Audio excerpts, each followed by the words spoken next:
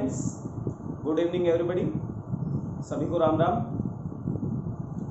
तो देखिए, वर्क का टॉपिक चला हुआ था और वर्क के हमने दो पार्ट क्लियर किए हुए थे। ओके, हमने तीनों टाइप्स पढ़े हुए थे वर्क के। फर्स्ट टाइप था ऑक्सिलरी वर्क, जो हेल्पिंग वर्क होती है, जो मेन वर्क के साथ आकर टेंस या फिर इंटेंशन बताने का काम करती है। सेकंड हमने पढ़ा था लिंकिंग वर्क, जो लिंक करती है सब्जेक्ट को उसके कॉम्प्लीमेंट से और उस सब्जेक्ट की स्टेट बताने का काम करती है लिंकिंग वर्क। ओके, तो वर्क के दो पार्ट कंप्लीट हो चुके थे। ओके, तो आज हम क्या डिस्कस करेंगे? आज कुछ कॉन्सेप्ट डिस्कस करते हैं वर्क के रिगार्डिंग। कुछ ऐसी वर्क जो एग्जाम में आती है, मिलती है। ओके, और उसको ट्रीट किया जाता है स्टूडेंट के द्वारा। तब वो ट्रीट करेगा जब उसको उसके कॉन्सेप्ट के बारे में कुछ पता होगा। ओके, तो वो वे वर्क जो हैं लाई और ले, क्या होता है जी? लाई और ले वर्क होती है, जिनको हम आज डिस्कस करेंगे। देखिएगा, पहले मैं आपको बता दूं, ये लाई जो वर्क है और ले ये वर्क है, इनमें क्या डिफरेंस है, क्योंकि जब हमें डिफरेंस पता होगा तभी हम एग्जाम में इनको फिल करेंगे। ओके, देखिएगा, ये लाई वर्ब है, इसका मतलब होता है लेटना पढ़ना। ठीक है ना, लेटना पढ़ना। तो लेटना एक मीनिंग है और वो मीनिंग है जी हैपनिंग बता रहा है, लेटना। ओके, तो लाई वर्ब का मीनिंग होता है लेटना, कहीं पढ़ना। ठीक है ना, तो इस ये होती है हैपनिंग। क्या होती है जी? हैपनिंग होती है, ये चीज याद रखना। और जो ले होता है, ले जो वर्ब होती है, इसका मतलब होता है रखना, कहीं कुछ पुट करना, डालना। ओके, तो ले वर्ब का मतलब होता है रखना, डालना, कहीं पे कुछ पुट करना। और क्या रखा गया ये बताना पड़ेगा। तो अगर हमें पता है कि इसका मतलब है कि कहीं कुछ रखना, तो बताना पड़ेगा क्या रखा गया। तो व्हाट का रिप्लाई आएगा इसके तुरंत बाद। अगर व्हाट का रिप्लाई आएगा तो ऑब्जेक्ट आएगा। तो खैर ये वर्ब है जी डूइंग। ठीक है, कोई ना कोई तो रखेगा ना।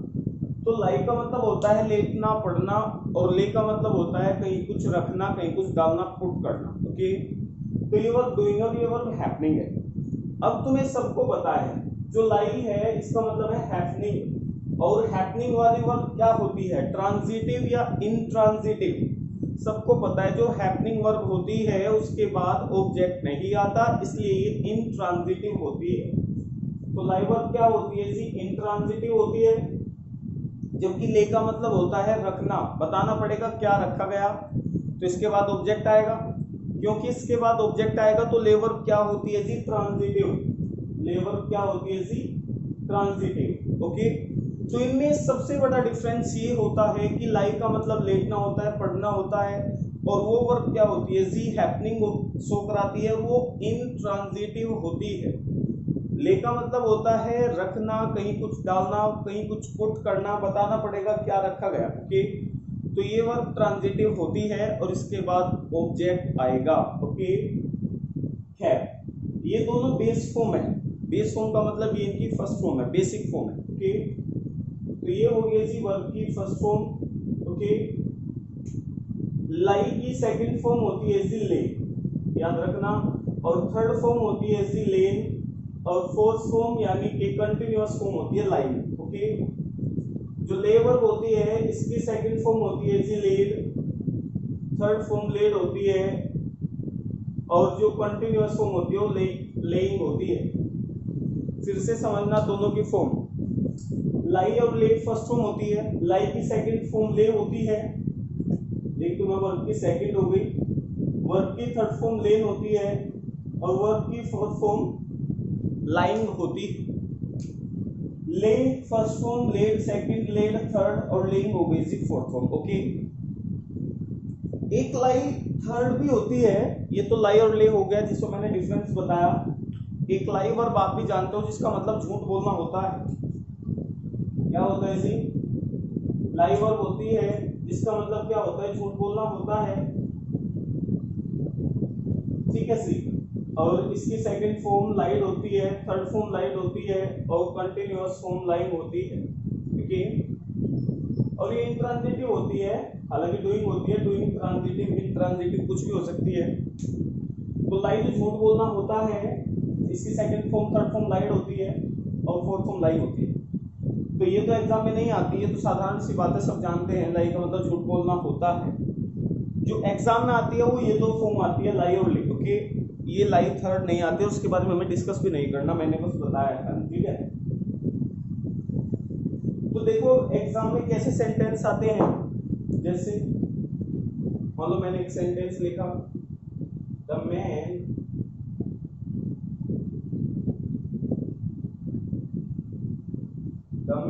laid the bag aside and laid on the ground। देखिएगा जी, ये सेंटेंस है, द मैन ले the bag aside and laid on the ground। तो पहले अपना आप देखो कि सेंटेंस में क्या गलत है, क्या ये दोनों फॉर्म सही है, यहाँ पर ले और यहाँ पर लेड। ओके, अब हमें देखना है, ये समझिएगा। पहले तो एक चीज मैं आपको बताऊं, जो ले वर्ब है ये दोनों वर्ब में है, एक ले सेकंड फॉर्म है और एक ले फर्स्ट फॉर्म है। जब ले सेकंड फॉर्म होगी तो वो इंट्रांजिटिव होगी, लाइक की सेकंड फॉर्म, और जब ले फर्स्ट फॉर्म होगी तो वो ट्रांजिटिव होगी और डूइंग होगी। समझ गए? जब ले सेकंड फॉर्म होगी तो वो इंट्रांजिटिव होगी, जो हैपनिंग दर्शाती है, जिसका मतलब होता है लेट जाना, पढ़ना। ठीक है, जब ले फर्स्ट फॉर्म होगी तो उसका मतलब होता है रखना, कुछ डालना, तो बताना पड़ेगा क्या रखा गया, वो ट्रांजिटिव होती है। तो फर्स्ट फॉर्म ले है तो ट्रांजिटिव, सेकंड फॉर्म ले है तो इंट्रांजिटिव। ठीक है, अब अपने आप देखना है कि यहां पर ले कौन सी फॉर्म होगी, ये जरा देखो आप। द मैन ले the bag aside and laid on the ground. तो देखिएगा ये ले किस फॉर्म में हो सकती है। एक चीज सोचो, अगर कोई सोच रहा है कि यहाँ पर ले फर्स्ट फॉर्म में है, तो अगर ले फर्स्ट फॉर्म में होती है तो यहाँ पर आपका सब्जेक्ट जो है वो सिंगुलर है। अगर सब्जेक्ट सिंगुलर है तो फिर ले में एस लग जाना था, क्योंकि सिंगुलर फॉर्म जो होती है बेसिक फॉर्म की वो एस एस होती है, थर्ड पर्सन सिंगुलर के साथ। ओके, तो यहाँ अगर सब्जेक्ट सिंगुलर है तो फिर ले में एस लगता, क्योंकि ले में एस नहीं लगा हुआ है तो फिर हमें क्या मानना होगा कि ये जो ले है ये कौन सी फॉर्म है, सेकंड है, और जो पास्ट टेंस को बता रही है। द मैन ले द बैग। अब यहाँ देखिएगा, अगर ये ले सेकंड फॉर्म है तो ले सेकंड फॉर्म में क्या दर्शाती है, हैपनिंग, और वो क्या होती है, इंट्रांजिटिव। यानी इंट्रांजिटिव वर्ब वे होती है जो अपने साथ ऑब्जेक्ट नहीं लाती। लेकिन यहाँ देखिएगा, द मैन ले द बैग, आपने देखा ले वर्ब के बाद द बैग लिखा हुआ है कि मैन ने बैग रखा, वो ग्राउंड पर लेट गया। तो बैग रखा तो बैग वाट का रिप्लाई है और तुरंत मेन वर्ब के साथ आ रहा है, इसका मतलब द बैग ऑब्जेक्ट हुआ। अगर ये ऑब्जेक्ट है तो फिर यहाँ कौन सी वर्ब आनी थी, ट्रांजिटिव आनी थी। और ट्रांजिटिव क्या होती है, ट्रांजिटिव ले होती है और उसकी सेकंड फॉर्म क्या आएगी, लेड आएगी। तो यहाँ पर क्या होगा सी, इस ले को हटाएंगे और लेड का यूज होगा, क्योंकि लेड सेकंड फॉर्म होती है ले की और जो ट्रांजिटिव होती है। ओके, नेक्स्ट देखिएगा, the man laid the bag, क्योंकि the man laid what did the man laid. ठीक है, तो बैग आ गया। चलो, aside and laid on the ground, मतलब और जमीन पर लेट गया, तो लेट जाना हैपनिंग हुई, ये सबको पता है। और दूसरी बात, मेन वर्ब के बाद प्रेपोजिशन आ गई, प्रेपोजिशन के साथ उसको ऑब्जेक्ट आ गया, और प्रेपोजिशन प्लस ऑब्जेक्ट एक एडवर्ब फ्रेज होती है या एडजेक्टिव होती है। यहाँ पर देखो ये वेयर का रिप्लाई है, ठीक है ना, कि कहां पर लेट गया, जमीन पर। तो on the ground adverb phrase हो गई, क्योंकि एडवर्ब ना तो सब्जेक्ट हो सकते और ना ही ऑब्जेक्ट हो सकते। तो मेन वर्ब के साथ ऑब्जेक्ट नहीं है, अगर मेन वर्ब के साथ ऑब्जेक्ट नहीं है तो वहां पर कौन सी वर्ब आएगी, इंट्रांजिटिव, और इंट्रांजिटिव होती है लाई की फॉर्म। हमें चाहिए यहाँ सेकंड फॉर्म, क्योंकि यहाँ पर पास्ट इंडेफिनिट है, सेकंड फॉर्म क्या होती है, इसीलिए। तो ये हो जाएगा, the man laid the bag aside and lay on the ground। Okay, तो समझ आया। चलिए जी नेक्स्ट सेंटेंस देखते हैं, देखिएगा second sentence, lie the gun down and lay on the ground। देखिएगा sentence, lie the gun down and ले on the ground. तो एक बार देखो जरा खुद से कि इस सेंटेंस में दो वर्ब यूज, एक तो लाई और एक ले। ओके, तो आपको ये देखना होगा लाई और ले अपनी जगह सही है या फिर कुछ गुंजाइश है कि इनको ठीक किया जाए। देखिएगा, पहले तो इस सेंटेंस पर फोकस करिएगा कि ये सेंटेंस है कौन सा। ऊपर तो हमने देखा था कि उस सेंटेंस में सब्जेक्ट था, ओके। तो जिन सेंटेंस में सब्जेक्ट होता है उसके बाद वर्ब होती है तो वो सेंटेंस असर्टिव होते हैं, या तो अफर्मेटिव या नेगेटिव, ओके। लेकिन आपने देखा सेंटेंस किससे स्टार्ट हो रहा है, मेन वर्ब से स्टार्ट हो रहा है।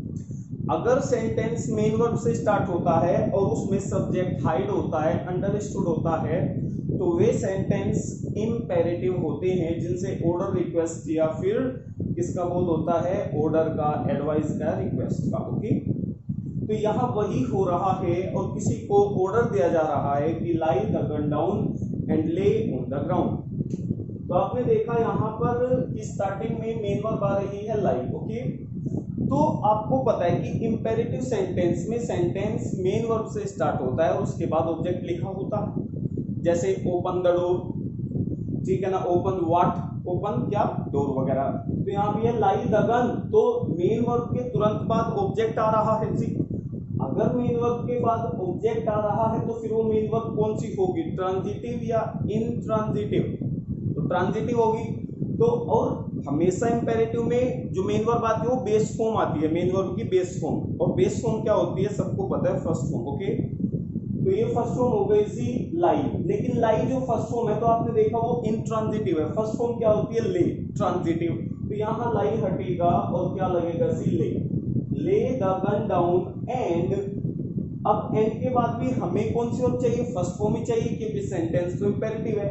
अब आपने देखा ऑन द ग्राउंड वेयर का रिप्लाई है और ये फिर से एडवर्ब फ्रेज है। अगर ये एडवर्ब फ्रेज है क्योंकि ये ऑब्जेक्ट नहीं हो सकता, ऑब्जेक्ट नाउन या प्रोनाउन ही होता है, तो यहाँ पर हमें ऐसी वर्ब चाहिए जो इंट्रांजिटिव और फर्स्ट फॉर्म में। तो फर्स्ट फॉर्म में इंट्रांजिटिव वर्ब क्या होती है, लाई होती है जी, समझ गए। चलिए और सेंटेंस देखते हैं। तो यहाँ पर आ जाएगा जी, देखिएगा next, I shall go home and lay for a while, यानी मैं घर गया और कुछ समय के लिए लेट गया, ठीक है सी। देखिएगा तो इस सेंटेंस को पढ़ो, आई shall go home and lay for a while. आपने देखा ये सेंटेंस असर्टिव है और उसमें मॉडल यूज हुआ है जी शैल, ओके। तो आई शैल गो होम, मैं घर जाऊंगा और लेट जाऊंगा। देखिएगा तो मॉडल के साथ सबको पता है मेन वर्ब की फर्स्ट फॉर्म आती है, तो ये पूरा सेंटेंस कंप्लीटेड है और शैल के साथ फर्स्ट फॉर्म आई हुई है और एंड के बाद भी दूसरी वर्ब आ रही है।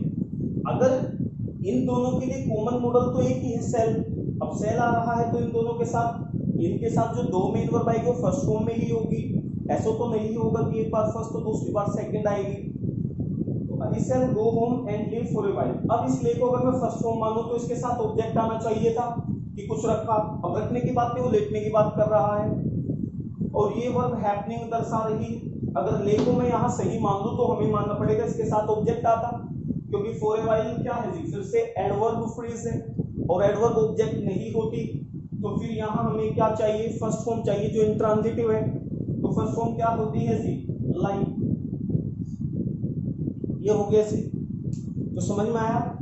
क्योंकि सेल के साथ फर्स्ट फॉर्म आती है क्योंकि एक मॉडल है, मॉडल के साथ, मॉडल से हम क्या अपना इंटेंसिटी बताते हैं, ठीक है ना, ओपिनियन बताते हैं। और किसी भी मॉडल के साथ बेस फॉर्म आती है, तो अगर ये बेस फॉर्म है तो ये भी तो बेस फॉर्म होनी चाहिए क्योंकि and coordinate conjunction same rank के स्ट्रक्चर जोड़ता है, ओके। तो नेक्स्ट देखिएगा,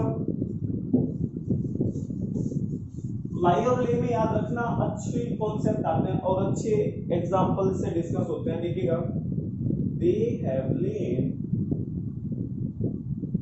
have lain no stress on this topic। देखिएगा, they have lain no stress on this topic। तो हैव के साथ लेन, लेन अगर आया तो सबको पता है लेन किसकी थर्ड फॉर्म होती है, क्योंकि हैव जो मॉडल होते हैं ये परफेक्ट, हैव जो वर्ब होती है हमेशा परफेक्ट फैमिली शो कराती है, और जो हैव की फैमिली होती है हैव, हैज, हैड, इनके साथ हमेशा क्या आता है जी, थर्ड फॉर्म आती है। तो लेन सबको पता है जो थर्ड फॉर्म है वो लाई की है, लाई ले ले, अगर लेन थर्ड फॉर्म आई है तो ये क्या बताएगी, हैपनिंग, और ये क्या होगी, इंट्रांजिटिव। जबकि सबको पता है they have lain, what have they lain, ठीक है। तो जो नो स्ट्रेस है, सबको पता है नो डिटरमिनर होता है और स्ट्रेस नाउन होता है। तो स्ट्रेस अगर नाउन है और नो डिटरमिनर है तो ये पूरा क्या काम करेगा जी, ऑब्जेक्ट का काम करेगा। अगर ऑब्जेक्ट का काम कर रहा है तो ये किसका ऑब्जेक्ट है, मेन वर्ब का, क्योंकि प्रेपोजिशन तो है ही नहीं कि वो प्रभाव नहीं डालेंगे, मतलब वो स्ट्रेस नहीं डालेंगे इस टॉपिक पर, समझ को आया। तो क्या नहीं डालेंगे, स्ट्रेस। तो नो स्ट्रेस क्या हो गया जी, ऑब्जेक्ट हो गया, और किसका हो गया जी, लेन वर्ब का। लेकिन लेन वर्ब तो हैपनिंग है, ये तो इंट्रांजिटिव है।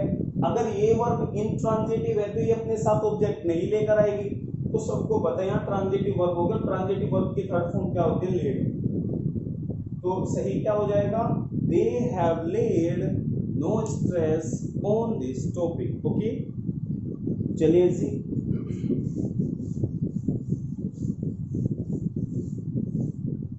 एक सेंटेंस और देखिएगा।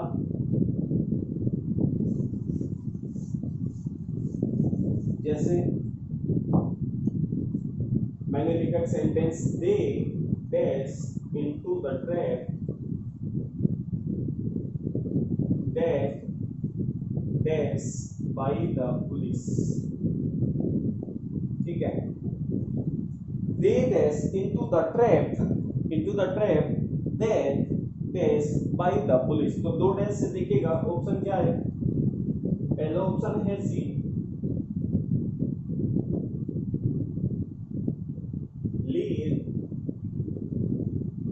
was lame, B ऑप्शन है सी, lame was lame, okay. Third option है सी, lame was lame, और फोर्थ ऑप्शन है सी, lame was lame। देखिएगा, तो दे dash into the trap that dash by the police. तो यहाँ पर हमने लाई लेके डिफरेंस को चलो समझा। चलो उन एट्रीब्यूट को यहाँ पर फिल करिएगा और खुद से समझिएगा कि कौन सा ऑप्शन आ सकता है। They dash into the trap that dash by the police. चलो ठीक है, अब एक चीज समझिएगा, सबको पता है द ट्रैप ऑब्जेक्ट है, लेकिन इनटू प्रेपोजिशन का, तो यहाँ मेन वर्ब को ऑब्जेक्ट नहीं आ रहा है, यहाँ ऑब्जेक्ट आ रहा है प्रेपोजिशन का। तो मेन वर्ब कौन सी यूज होगी, इंट्रांजिटिव होगी, क्योंकि उसके साथ कोई ऑब्जेक्ट है ही नहीं। अगर इंट्रांजिटिव होगी तो ये लेड बिल्कुल गलत हो गया, क्योंकि लेड तो आ ही नहीं सकता, यहाँ सेकंड फॉर्म तो आ ही नहीं सकती लेड लेगी। अब समझिएगा, चलो अब क्या होगा, सबको पता है यहाँ पर जो फॉर्म आ रही है, यहाँ पर कोई फर्स्ट फॉर्म तो आ नहीं रही, ठीक है ना।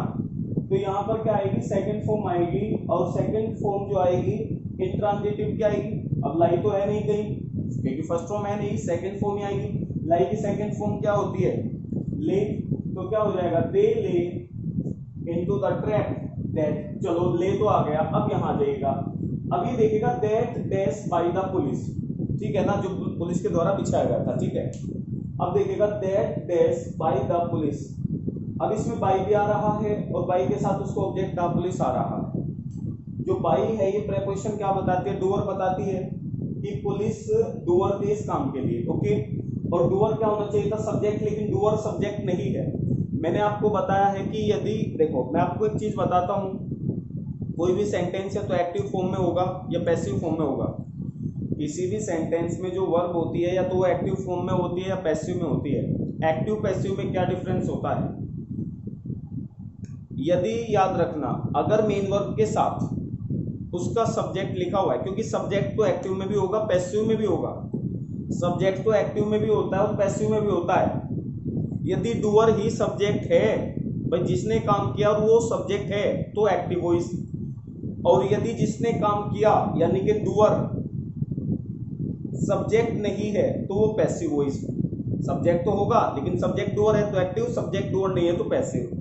आपने यहाँ देखा दैट, तो द ट्रैप के बारे में दैट आया क्योंकि रिलेटिव प्रोनाउन है। दैट किसके बारे में आया, द ट्रैप के बारे में कि जो ट्रैप बिछाया गया था किसके द्वारा, पुलिस के द्वारा। तो ट्रैप अपने आप तो नहीं अपने आप को डालेगा ना, तो जो डाला गया था पुलिस के द्वारा, तो जो ट्रैप है मतलब ट्रैप के लिए दैट आया, तो अब ये तो सब्जेक्ट है लेकिन डूअर नहीं है, डूअर तो पुलिस है। तो जब डूअर सब्जेक्ट नहीं होता, वो प्रेपोजिशन बाई का ऑब्जेक्ट होता है, फिर वहां जो वर्ब आती है वो पैसिव वॉइस होती है, पैसिव वॉइस होती है। पैसिव वॉइस किस वर्ब का बन सकता है, मतलब ट्रांजिटिव का या इंट्रांजिटिव का। तो याद रखो जब एक्टिव वॉइस को पैसिव बनाते हो तो एक्टिव वर्ब का ऑब्जेक्ट पैसिव का सब्जेक्ट बनता है, एक्टिव वर्ब का ऑब्जेक्ट पैसिव का सब्जेक्ट बनता है। तो ऑब्जेक्ट किस वर्ब के बाद आता है, ट्रांजिटिव के बाद। यदि इंट्रांजिटिव वर्ब का पैसिव वॉइस बनाने लगोगे तो नहीं बनेगा, क्योंकि इंट्रांजिटिव वर्ब के बाद ऑब्जेक्ट आता ही नहीं है, तो इसलिए इंट्रांजिटिव का पैसिव कभी नहीं बनता, बनता सिर्फ ट्रांजिटिव का है। अगर ये पैसिव वॉइस है तो किस वर्ब का बन रहा होगा, ट्रांजिटिव का। और ट्रांजिटिव क्या होती है, ले होती है। और पैसिव वॉइस में हमेशा याद रखना थर्ड फॉर्म यूज होती है हमेशा पैसिव वॉइस में, और उस थर्ड फॉर्म से पहले बी की फॉर्म यूज होती है, क्योंकि ये टेंस पास्ट का है और पास्ट के टेंस में जब हम पैसिव बनाते हैं तो वाज वर्ब आती है बी की फॉर्म। तो वाज के साथ देखो, वाज के साथ आ रही है लेन। अब लेन वर्ब क्या है, लाइक की थर्ड फॉर्म। जो लेन वर्ब है ये लाइक की थर्ड फॉर्म है। अगर लाइक की थर्ड फॉर्म है तो इसका पैसिव बनेगा नहीं बनेगा, क्योंकि वो इंट्रांजिटिव है। तो वाज लेन तो ऑप्शन गया। और देखिए थर्ड ऑप्शन में लेड नहीं आ सकता था, क्योंकि लेड है ये थर्ड फॉर्म है। थर्ड फॉर्म हमेशा हेल्पिंग वर्ब के साथ आएगी, यहाँ कोई हेल्पिंग वर्ब नहीं थी और ये एक्टिव वॉइस है तो ले ही होगा। चलो ले तो आया, अब ले ही रहा, और वाज के साथ लेड ये ट्रांजिटिव रही, तो D option best, that was led by the police. तो ये सेंटेंस बड़ा इंपॉर्टेंट है और ऐसे सेंटेंस एग्जाम में मिलते हैं। करता वो ये जो अपना दिमाग थोड़ा लगा सकता है और घुमा सकता है, ठीक है, कि हमें क्या करना है, ठीक है। तो दे ले into the trap that was led by the police, okay. तो जो मैंने सेंटेंस आपसे डिस्कस किए, ठीक है, लाई और ले में डिफरेंस बताया, ठीक है। तो इन सेंटेंस को देखना और डिस्कस करना, ठीक है। तो लाई और ले गजब की वर्ड है, ठीक है। तो कॉन्सेप्ट पढ़ना, ओके। मिलता हूँ नेक्स्ट वीडियो।